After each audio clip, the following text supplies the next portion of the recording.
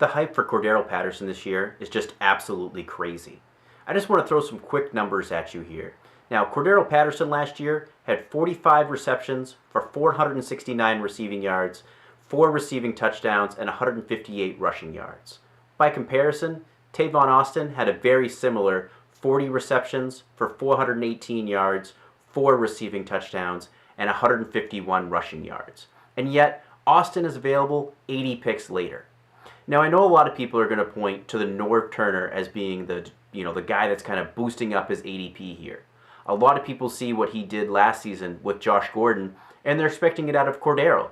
And I frankly just don't see it. The typical wide receiver one in a Norv Turner offense is a big down threat field guy. Typically, he's 6'4" and has a very large average depth of target. In fact, the average depth of target over the last 6 seasons for a number one receiver in a Norv Turner offense has been 16.7 yards. Last season, Cordarrelle Patterson's was just 8.5, less of that of a Norv Turner typical number one wide receiver.